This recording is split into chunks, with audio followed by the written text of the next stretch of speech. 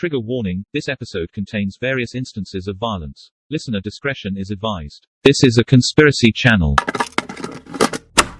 Tape 1. Welcome to the Hush channel. When it comes to the worst known human experiments in history, Unit 731 is the icing on the cake. Weapons of mass destruction are divided into 4 categories: biological, chemical, radiological, and nuclear. Biological warfare is also known as germ warfare. It is the use of biological toxins or infectious agents such as bacteria, viruses, insects, and fungi with the intent to kill, harm, and/or incapacitate humans, animals, and/or plants as an act of war. In 1925, the Geneva Convention banned the use of biological weaponry. The convention's ban led to Japan seeing biological warfare as a necessary investment, believing that it had to be an effective weapon if they went through all the trouble just to ban it. After a 2-year study abroad trip, Japanese Surgeon General Shiro Ishii discovered that in the West they had their own chemical and biological weapons programs, despite the Geneva Convention, and in 1930 he proposed the idea of the creation of a Japanese biological and chemical research unit. Japan would launch their biological weapons program, and in 1931 Japan would invade and occupy Manchuria, which in present day is considered China's northeasternmost region. It is here where the Japanese realized a few benefits of occupying Manchuria. 1. The Japanese occupation of Manchuria came with the benefit of being able to create a research center outside of the island of Japan. 2. Manchuria's location would give them access to as many Chinese individuals they wanted and needed for use as human experimental subjects. 3. The Chinese experimental subjects would be at no cost to them. 4. Utilizing these benefits correctly meant that they could pioneer the world of biological warfare. From this ideology came the birth of Unit 731, and this unit would not only experiment on Chinese subjects, but many humans from different nationalities as well. Officially, Unit 731 was disguised as the Epidemic Prevention and Water Purification Department, an ironic disguise as it was the exact opposite. In 1936, Emperor Hirohito issued a decree authorizing the expansion of Unit 731 and called for the creation of an additional biological warfare development unit called the Kwantung Army, which would officially be called the Epidemic Prevention Department. Subsectors in major Chinese cities known as Epidemic Prevention and Water Supply Units were built, including Unit 1855 in Beijing, Unit EI 1644 in Nanjing, Unit 8604 in Guangzhou, and a later Unit 9420 in Singapore. All these units fell under the Epidemic Prevention and Water Purification Department disguise and were spearheaded by General Shiro Ishii, who oversaw 10,000 plus personnel. Unit 731 was divided into 8 divisions. Division 1 dealt with research on bubonic plague, cholera, anthrax, typhoid, and tuberculosis using live human subjects. For this purpose, a prison was constructed to contain around 300 to 400 people. Division 2 dealt with research for biological weapons used in the field, in particular the production of devices to spread germs and parasites. Division 3 dealt with production of shells containing biological agents. It was stationed in Harbin, which is a city in northeastern China. Division 4 dealt with bacteria mass production and storage. Division 5 dealt with the training of personnel, and Divisions 6 to 8 dealt with equipment, medical, and administrative units. Unit 731 had branches located all throughout China. Test subjects were selected to gather from a broad range of the population and included common criminals, captured bandits, anti-Japanese partisans, political prisoners, homeless people, mentally disabled people, infants, pregnant women, the elderly, as well as those rounded up by military police for alleged suspicious activities. Nobody was saved. Unit 731 staff included approximately 300 researchers, including doctors and bacteriologists. Many had been desensitized to performing cruel experiments from their prior experience in animal research. Medical doctors and professors from Japan were attracted to join Unit 731 both by the rare opportunity to conduct human experimentation and the Army's strong financial backing. After watching footage of the experiments, Professor Yonezo of Kyoto University stated the following. Some of the experiments had nothing to do with advancing the capability of germ warfare, or of medicine. There is such a thing as professional curiosity. What would happen if we did such and such? What medical purpose was served by performing and studying beheadings? None at all. That was just playing around. Professional people, too, like to play. The truth of the situation is that nobody who entered Unit 731 left. Prisoners were usually received into the unit late at night in motor vehicles painted black with a ventilation hole, yet without windows. The vehicle would pull up at the main gates of the facility, and one of the drivers would go to the guard room and report to the guard there. That guard would then in turn telephone to the special team in the inner prison of which Surgeon General Shiraishi's brother was head of. Then the prisoners would be transported through a secret tunnel dug underneath the central building leading to the inner prisons. Building 8 imprisoned women and children, and Building 7 imprisoned the men. Once at the inner prison, technicians would take samples of the prisoners' blood and stool, test their kidney functions, and collect other physical data. Once deemed healthy and fit for experimentation, prisoners lost their names and were given a 3-digit number, which they retained until their death. The average life expectancy of a prisoner once they entered the unit was 2 months. All in all, Unit 731 stripped them of their entire identity. Prisoners were repeatedly reused for experiments as long as they were healthy enough, and at best, it would not even matter if they were healthy enough. If some sort of life was still in them and they could still manage to breathe a bit, even if it were unsteady, that was good enough to continue with experimentation. The prison cells had wooden floors and a squat toilet. Each cell door contained a small window, too small to even peer through. There was a space between the outer walls of the cells and the outer walls of the prison, enabling the guards to walk behind and around the whole of the cells. Inside these cells were people in chains, some moving around, others lying on the bare floor in very sickly and helpless conditions, just barely alive. The inner prison was a highly secured building complete with cast iron doors. Nobody could enter without special permits and an ID pass with a photograph, and the entry-exit times were recorded. The special team worked in the 2 inner prison buildings. This team wore white overall suits, army hats, rubber boots with pistols strapped to their side. Whenever prisoners died after the experiments they had been subjected to, a clerk of the 1st Division struck their numbers off an index card and took the deceased prisoners' shackles off as to be put on new arrivals to the prison. As far as escapees, in Saiichi Morimura's book, The Devil's Gluttony, he goes into detail telling about how 2 Russian male prisoners were in a cell with handcuffs on. One of them laid flat on the floor pretending to be sick. This got the attention of a staff member who saw it as an unusual condition. That staff member decided to enter the cell. The Russian lying on the floor suddenly sprang up and knocked the guard down. The 2 Russians opened their handcuffs, took the keys, and opened some other cells while yelling. Some prisoners, including the Russian and the Chinese prisoners, were frantically roaming the corridors and kept yelling and shouting. One Russian shouted to the members of Unit 731, demanding to be shot rather than used as an experimental object. His wish was granted, and he was shot to death. This testament appeared in the New York Times on March 17th of 1995. Nobody is recorded to have ever successfully escaped Unit 731. Army engineer Hisato Yoshimura conducted experiments by taking captives outside, dipping various parts of their bodies into waters of varying temperatures, and allowing their limbs to freeze. Once frozen, Yoshimura would strike their affected limbs with a short stick, emitting a sound resembling that which a boar gives when it is struck. Ice was then chipped away, with the affected area being subjected to various treatments, such as being doused in water and exposed to the heat of fire. Members of the unit referred to Yoshimura as a scientific devil and a cold-blooded animal because he would conduct his work with such stoic strictness. A member of Unit 731 by the name of Naoji Uzono described in a 1980s interview a grisly scene where Yoshimura had 2 naked men put inside an area 40 to 50 degrees below zero, and researchers filmed the whole process until the subjects died. The subjects suffered so much agony that they were digging their nails into each other's flesh. Yoshimura's lack of remorse was evident in an article he wrote for the Journal of Japanese Physiology in 1950, in which he admitted to using 20 children and a 3-day-old infant in experiments which exposed them to 0 degrees Celsius ice and salt water. The combination of salt, water, ice, and body heat results in a chemical reaction that causes frostbite and full-thickness burns, which are burns that extend through and destroy all layers of the skin and often injure the underlying subcutaneous tissue. These are called 3rd-degree burns, of which Yoshimura was intentionally inflicting on children. Although this article drew criticism, Yoshimura denied any guilt when contacted by a reporter from the major Japanese publication Mainichi Shimbun. All the horrible human frostbite experimentations will lead to Yoshimura developing the resistance index of frostbite.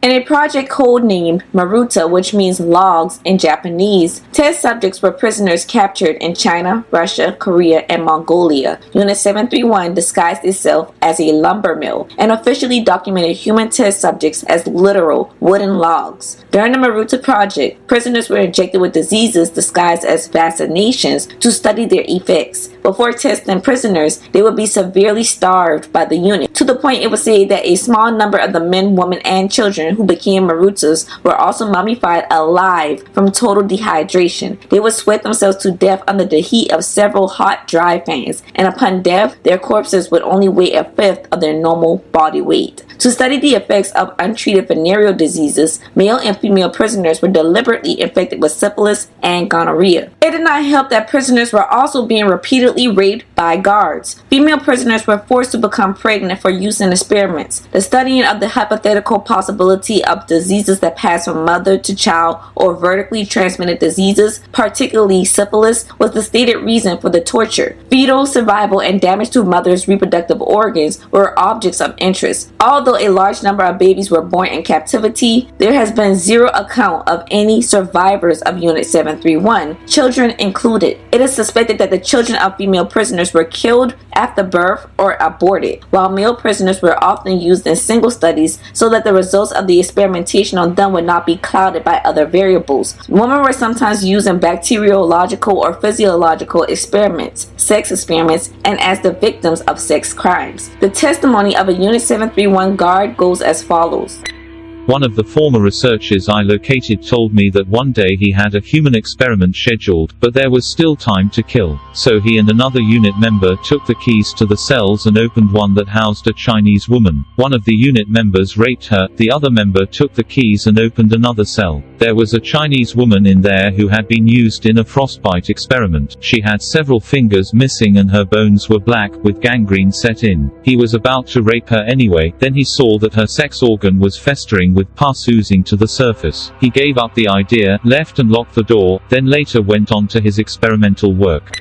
Vivisection is the practice of performing operations on live animals for the purpose of experimentation or scientific research. It was common practice in Unit 731 to stuff a rag or medical gauze into the mouths of prisoners before commencing vivisection in order to stifle any screaming. Thousands of prisoners, including men, women, children, and infants, were subjected to vivisection, often without anesthesia, and usually this resulted in death. Pregnant women were not exempt. These vivisections were performed on prisoners after infecting them with various diseases. Researchers performed invasive surgery on prisoners, removing organs to study the effects of disease on the human body. Limbs would be amputated to study blood loss. Limbs would even sometimes be reattached to the opposite side of the victims' bodies. Some prisoners had their stomachs surgically removed and their esophagus reattached to their intestines, as if these professionals were playing a twisted, drunk game of doctor. Parts of organs, such as the brain, lungs, and liver, will be removed from other prisoners. Members of Unit 731 were not immune from being subjects of experiments either. A special team assistant, Yoshio Tamura, recalled how an employee of the 1st Division named Yoshio Sudo was infected with bubonic plague as a result of the production of plague bacteria. The special team was then ordered to vivisect Sudo. The unit would round up test subjects and scrap them to wooden planks that were staked into the ground at increasing distances and use them as targets for pathogen-releasing bombs, chemical weapons, shrapnel bombs with varying amounts of fragments, bayonets, knives, flamethrowers, and grenades. These test subjects were strapped and unprotected, resulting in surgery for most, but autopsies for the rest. In other experiments, subjects were deprived of food and water to test how long they could survive, while others would be placed into low-pressure chambers until their eyes popped from their sockets. This was done by the unit in the name of studying the relationship between temperature, burns, and human survival. They would hang subjects upside down until all the blood rushed to their heads and killed them, crush subjects with heavy objects, electrocute them, dehydrate them with hot fans, inject them with animal blood, notably horse blood, expose subjects to lethal doses of X-rays, place them in gas chambers, inject subjects with seawater, burn them alive, and place them inside machines that rapidly rotated inside called centrifuges, and spin subjects around and around and around until they were dead. In the name of studying chemical agents, the unit exposed subjects to pufferfish venom,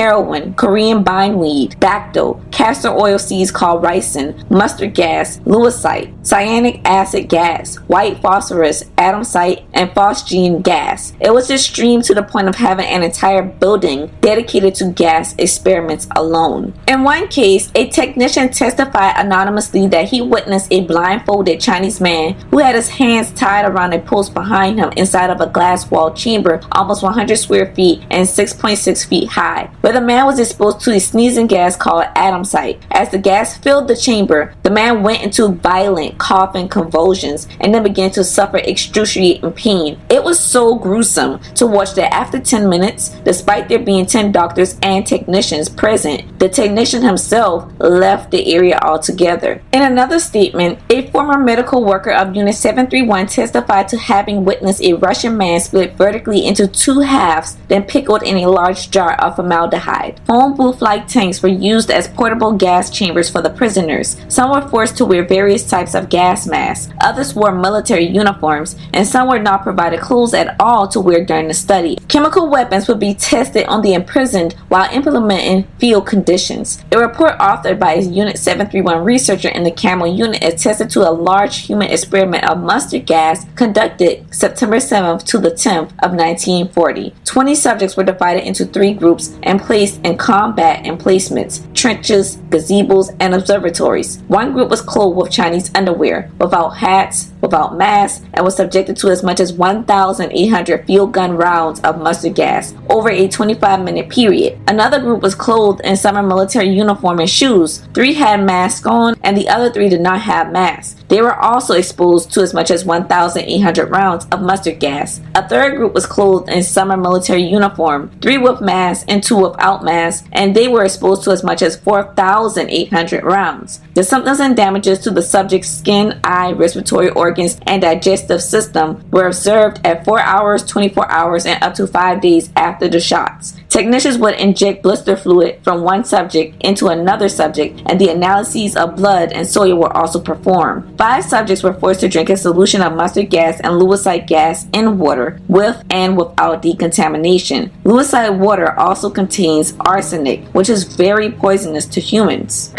Before we continue, to understand just how diabolical these experiments really were, it is important to understand the types of germs the unit was tampering with. Anthrax is an infection whereas the skin swells and blisters, and then within the blisters there are ulcers with black centers. There's an inhalation form of anthrax that can occur when a person inhales spores that are in the air. This form of anthrax causes fever, chest pain, and shortness of breath. There's also an intestinal form which causes bloody diarrhea, abdominal pain, nausea, and vomiting. If anthrax is injected into a person, they will develop fever and an abscess at the site of injection. Anthrax is only contagious on rare occasion. However, if anthrax is not treated with antibiotics, it can result in death. Typhoid fever is a disease with symptoms that can range from mild to severe, but what typically happens is bodily fatigue, abdominal pain, constipation, headaches, and vomiting, which can be accompanied by a skin rash with rose-colored spots, and in severe cases, people may develop skin rashes. Without prompt treatment, typhoid fever can spread throughout the entirety of the body, affecting many organs, resulting in serious complications. Typhoid is both life-threatening and contagious, and without treatment, it can last for months. Cholera is an infection of the small intestine with a classic symptom of large amounts of diarrhea that lasts for days, leading to dehydration and electrolyte imbalance, causing a person's eyes to sink in while the elasticity of the skin decreases, causing the hands and feet to wrinkle to the point that skin can start to turn bluish. This is commonly accompanied by vomiting and muscle cramps. Water and food contaminated by human feces containing the bacteria of cholera is the typical cause of cholera, as well as shellfish. So the infection is typically found in areas of poverty. Cholera can also be airborne. However, it is not typically spread from casual contact from person to person. Cholera results in death in 35 to 50% of severe cases that are left untreated. Dysentery or the bloody flux is a type of gastroenteritis that results in bloody diarrhea with other symptoms of fever, abdominal pain, severe dehydration, and rectal tenesmus, which is the inability, sensation, and or difficulty to empty bowels. Dysentery is typically passed on if the feces of an infected person gets into the mouth of another person. This can happen when somebody does not wash their hands properly or at all, and fecal matter bacteria makes their way onto food, surfaces, or another person themselves. Dysentery kills 1.1 million people a year worldwide and is highly contagious to the point that doctors recommend quarantining until a person has been diarrhea-free for at least 48 hours. Tularemia is commonly known as rabbit fever. It is an infectious disease that causes fever, skin ulcers, and enlarged lymph nodes. All of this occasionally results in pneumonia or throat infections, and this disease is typically spread by ticks, deer flies, or contact with infected animals, but can also be spread by drinking contaminated water or breathing in contaminated dust. However, it does not spread directly between people. Rabbit fever can be life-threatening when untreated. The bubonic plague is one of 3 types of bacterial plagues. 7 days after exposure, flu-like symptoms develop such as headaches, fever, vomiting, and swollen, painful lymph nodes that occur in the area closest to where the bacteria enter the skin. On occasion, these swollen lymph nodes will split open. If the plague is to spread to the lungs, it becomes known as pneumonic plague, which is much more severe. Bubonic plague can be spread by laboratory exposure and the exposure to the bodily fluids of a deceased infected animal, particularly mammals such as rabbits, hares, and some cat species. Because of this, the bubonic plague can also be spread by infected fleas. Human-to-human transmission is rare. If left untreated, the bubonic plague is deadly, but in modern day, it is a curable disease.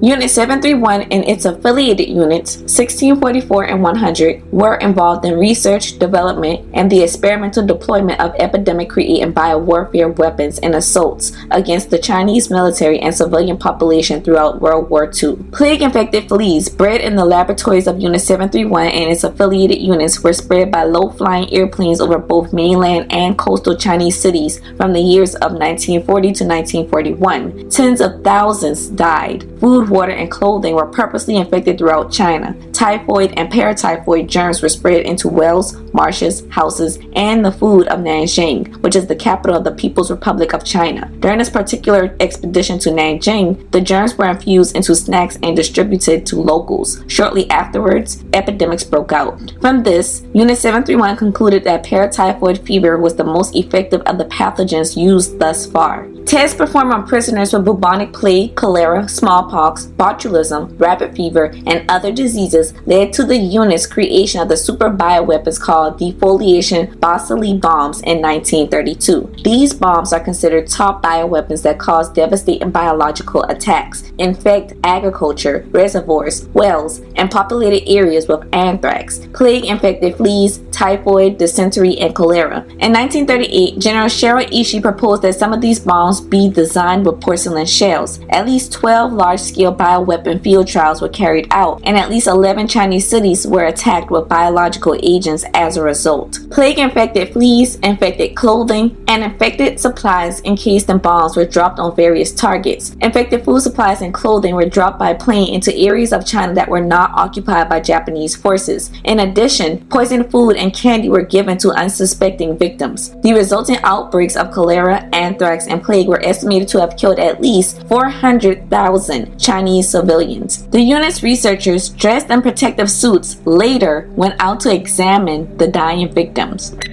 Typhus fever refers to a group of infectious diseases with flu-like symptoms, fever, and a bodily skin rash that spears the palms, soles, and face, in addition to signs of meningoencephalitis, which causes bodily pain, light sensitivity, seizures, unusual behavior, delirium, personality changes, and cognitive issues which can induce a coma. Typhus fever's fatality rate for untreated infections is 10 to 40%, but chances of fatality increase in people 50 and older. Dengue fever is a mosquito-borne tropical disease caused by the dengue virus. Its symptoms include high fevers, headaches, vomiting, itchy skin, skin rash, and muscle and joint pains. Dengue cannot be spread directly from person to person. However, a person infected from dengue can infect mosquitoes, and those mosquitoes can transmit the disease. Severe dengue can result in shock, internal bleeding, and even death. Infants and pregnant women are more at risk of developing severe dengue.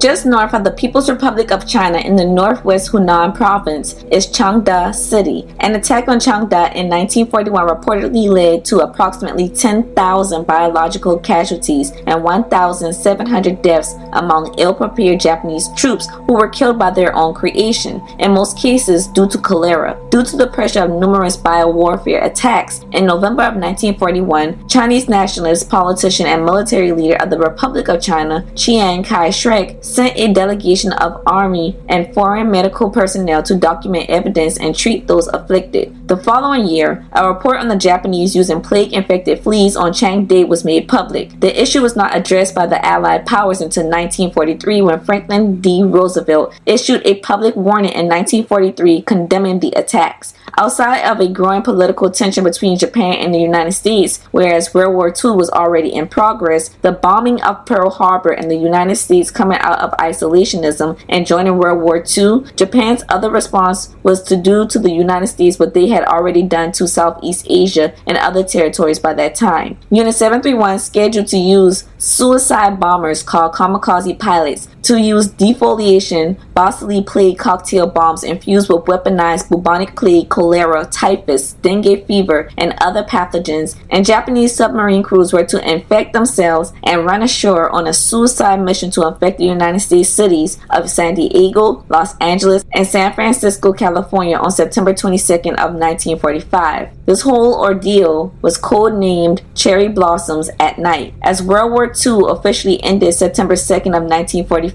after 6 years, Japan had surrendered 5 weeks prior to their scheduled attack, which never took place.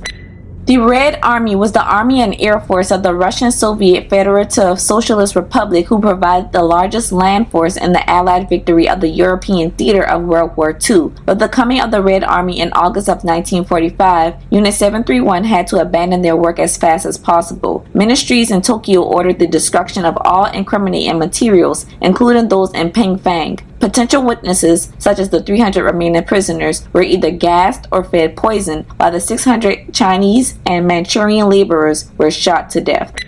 Surgeon General Shiro Ishii ordered every member of the group to disappear and take the secret to the grave. Potassium cyanide vials were issued for use in case the remaining personnel were captured. Skeleton crews of General Shiro Ishii's Japanese troops blew up the compound in the final days of the war to destroy evidence of their activities, but many were sturdy enough to remain somewhat intact. Among the individuals in Japan after its 1945 surrender was American bacteriologist and military officer Lieutenant Colonel Murray Sanders, who was involved with the United States Army's biological warfare program during World War II. Lieutenant Sanders arrived in Yokohama, Japan via the American ship Sturgis in September of 1945. Sanders' duty was to investigate Japanese biological warfare activity. At the time of his arrival in Japan, he had no knowledge of what Unit 731 was. Until Sanders finally threatened the Japanese with bringing the Soviets into the picture, little information about biological warfare was being shared with the Americans from the Japanese. The Japanese wanted to avoid prosecution under the Soviet legal system, so the next morning after Sanders made his threat, Sanders received a manuscript describing Japan's involvement in biological warfare. Sanders took this information to General Douglas MacArthur, who was the supreme commander of the Allied powers responsible for rebuilding Japan during the Allied occupations. MacArthur struck a deal with Japanese informants in which he secretly granted immunity to the physicians of Unit 731, including their leader, Surgeon General Shiro Ishii, in exchange for providing America, but not the other wartime allies, with their research on biological warfare and data from human experimentation. American occupation authorities monitored the activities of former unit members, including the reading and censoring of their mail. The Americans believed that the research data was valuable and did not want other nations, particularly Germany, the Soviet Union, to acquire data on biological weapons. The Tokyo War Crime Tribunal was a military trial convened on April 29th of 1946 to try leaders of the Empire of Japan for crimes against peace, conventional war crimes, and crimes against humanity leading up to and during the Second World War. Following Japan's defeat and occupation by the Allied powers, General Douglas MacArthur issued a special proclamation to establish the International Military Tribunal for the Far East known as IMTFE, or Tokyo War Crimes Tribunal, which was composed of judges, prosecutors, and staff from 11 countries that had fought against Japan, including Australia, Canada, China, France, India, the Netherlands, New Zealand, the Philippines, the Soviet Union, the United Kingdom, and the United States of America. The defense consisted of Japanese and American lawyers. On May 3rd, the prosecution opened its case, charging defendants with crimes against peace, conventional war crimes, and crimes against humanity. While Nazi physicians had been brought to trial for the Holocaust and had their crimes publicized, the United States concealed information about Japanese biological warfare experiments and secured immunity for the perpetrators. The trial continued for more than 2.5 years, hearing testimony from 419 witnesses and admitting 4,336 exhibits of evidence, including depositions and affidavits from 779 other individuals. The perpetrators of Unit 731, however, were exempt from persecution. In 1948, the United States held a tribunal in Yokohama, Japan that indicted 9 Japanese physician professors and medical students who had conducted vivisection on captured American pilots. These perpetrators were prosecuted. 2 professors were sentenced to death, and the others received 15 to 20 years of imprisonment. Critics argue that racism led to the double standard in the American post-war responses to experiments conducted on different nationalities. From 1948 to 1958, less than 5% of the documents were transferred onto microfilm and stored in the United States National Archives before they were shipped back to Japan. America had granted Unit 731 immunity in the same way they had secretly granted Nazi intelligence immunity for the exchange of intelligence. While the Soviet Union was silent on the issue at the Tokyo trials, they took matters into their own hands and assembled the Khabarovsk war crime trials held in Khabarovsk, Russia in 1949, where 12 top military leaders and scientists from Unit 731 and its affiliated biological war prisons, Unit 1644 in Nanjing and Unit 100 in Changchun, China, were persecuted for war crimes, including germ warfare, and received sentences ranging from 2 to 25 years in a Siberian labor camp. These sentences were unusually lenient by Soviet standards, and all but 2 of the defendants returned to Japan by the 1950s, with one prisoner having had died in prison and the other having had committed suicide. The United States refused to acknowledge the Soviet trials and branded them as communist propaganda, and asserted that the Soviet trials were to only serve as a distraction from the Soviet treatment of several 100,000 Japanese prisoners of war. Meanwhile, the Soviet Union disclosed to the public that the United States had given the Japanese leniency and immunity in exchange for information regarding Unit 731's human experimentation. Both sides were exposing the truth about the other. And it is believed that the Japanese had also given information to the Soviets regarding their biological experimentation for judicial leniency, which was evidenced by the Soviets building a biological weapons facility in Sverdlovsk, Russia, using documentation captured from Unit 731 in Manchuria. Japanese biological warfare operations were by far the largest during World War II and possibly had more people and resources than the biological weapon producing nations of France, Hungary, Italy, Poland, and the Soviet Union combined between both world wars. Unit 731 presents a special problem since, unlike Nazi human experimentation, which the United States publicly condemned, the activities of Unit 731 are known to the general public only from the testimonies of willing former unit members. Japanese history textbooks usually contain references to Unit 731, but they do not go into detail about allegations in accordance with this principle. The man behind the fruition of Unit 731, Surgeon General Shiro Ishii, had also been granted immunity. In his last years, he was unable to speak clearly. He was uncomfortable and on pain medication, all of which caused him to speak in a very harsh voice. Ishii had developed cancer of the throat. underwent surgery and lost his entire voice. His daughter noted that he was an earnest student of medicine to the very end as he documented his physical condition thoroughly. The cancer would be his undoing. And on October 9th of 1959, former Surgeon General Shiro Ishii of Japan died. There really is a thin line between genius and psychopath. End of tape 1.